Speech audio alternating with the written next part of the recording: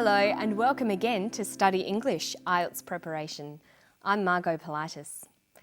Today we're going to look at intonation, how we use a rising or falling tone of voice to convey meaning. And we'll also have a quick look at how to use commas. But first, let's watch a clip about sleep. We'll see a researcher doing some tests on a subject to see just what the benefits are of an afternoon nap. Researchers at Flinders University say a short sleep in the mid-afternoon could actually increase a worker's productivity. Each subject performed a series of tests before and after their mid-afternoon sleep. Some subjective tests of alertness, fatigue, vigour, and also some cognitive performance tasks, some which are pencil and paper and some that are done on the computer, and also an objective measure of alertness, which is how long it takes someone to fall asleep. So if it takes them a long time to fall asleep, that would suggest that they're quite alert, and a short time to fall asleep would mean that they're quite sleepy. Do you think you were asleep? Yes, hard to tell, but I think so. Okay. I think I did for a bit. For how long? Felt like probably a couple minutes, I reckon. Yeah. Well, I want you to do exactly the same thing now. So I want you to start here. So I Okay. want you to go as quickly and accurately as you can until I tell you to stop. All right. So in that clip, we heard a researcher talking to the subject of her tests. You'll notice her intonation changed a lot. Intonation refers to the changes in pitch in our voice as we speak, whether our voices go up or down. Intonation is very important to learn. It has many functions in a language. It conveys emotion. We can tell immediately listening to someone how they feel. Someone can sound happy or sound sad. Hello, how are you? Hello, how are you?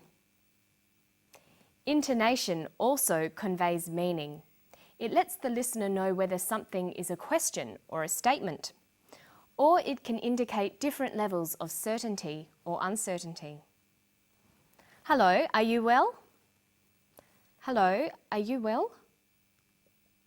Learning intonation is especially helpful for learning to ask questions and indicating what sort of answer we expect. Watch part of the clip again and listen closely to the intonation as the doctor talks to her subject. Do you think you were asleep? Yes, hard to tell, but I think so. Okay. I think I did for a bit. For how long? Felt like probably a couple minutes, I reckon. The doctor says to the subject, "Do you think you were asleep?" Does this have a rising or falling tone? Listen again. Do you think you were asleep? Do you think you were asleep? Her voice goes up at the end of the sentence. We call this a rising tone. The rising tone is used for yes-no questions, questions that need a yes or a no answer. Listen now to the second question. Does it have a rising or falling tone? For how long? Felt like probably a couple minutes, I reckon. The doctor says, "For how long?" This is a question too, but it has a falling tone.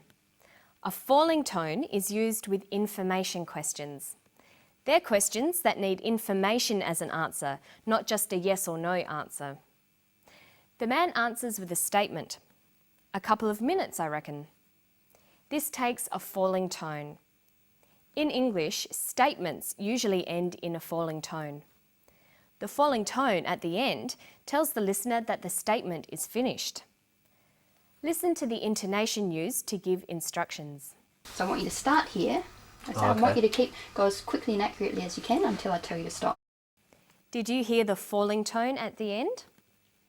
She said, "Until I tell you to stop." This tells the listener that this is the end of the instruction. So let's look at when to use rising and falling tones again. A rising tone is used at the end of yes-no questions and a falling tone at the end of information questions. Falling intonation is also used with statements. These are very general rules, but they can help you to work out what you as a listener are expected to say and can help you as a speaker to convey your meaning. Now let's look at one last example of intonation. Listen to what happens when we have a list in a sentence. Here's a very complicated list. Some subjective tests of alertness, fatigue, vigour, and also some cognitive performance tasks, some which are pencil and paper and some that are done on the computer, and also an objective measure of alertness, which is how long it takes someone to fall asleep. So she uses a variety of intonation. She uses rising and falling tones, and a tone that's neither rising nor falling, just a flat tone for the items in the list. This tells the listener that she hasn't finished her list of tests. And then, for the very last item in the list, how long it takes someone to fall asleep. She uses falling intonation. This is how we know the list is finished. We generally use falling intonation for the last item in a list. So you can see there are some rules for intonation, but of course it varies according to the situation and our attitudes to the topic.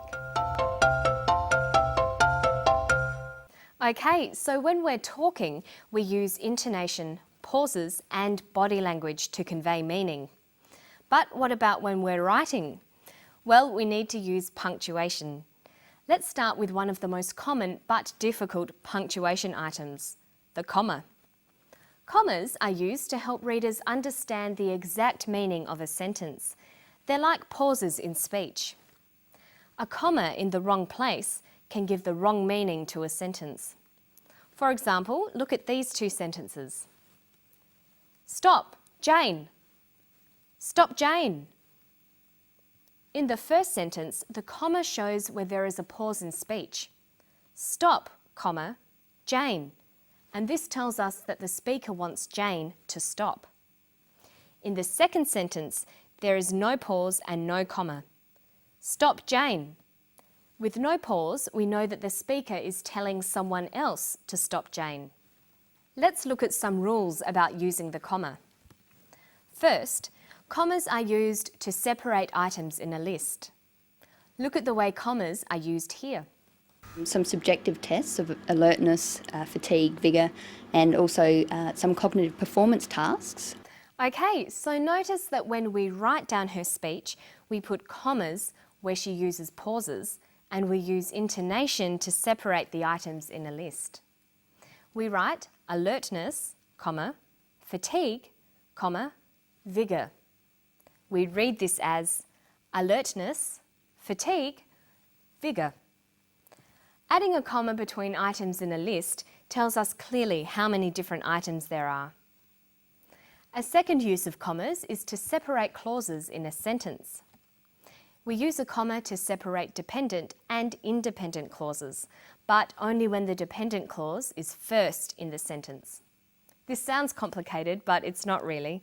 Here's an example of a dependent clause, because he was very tired, followed by an independent clause, he went to bed. Notice that we use a comma. Because he was very tired, comma, he went to bed. But let's swap the clauses around. He went to bed because he was very tired. In sentences like this, with the independent clause first, we don't need a comma. Listen to the different way they read out, and you can hear why. Because he was very tired, he went to bed. Notice the pause. He went to bed because he was very tired. There's no pause. So sometimes when you're writing, it helps to think that if there's a pause, you might need a comma. And that's where we're going to pause today. Hope you enjoyed Study English. I'll see you next time. Bye-bye.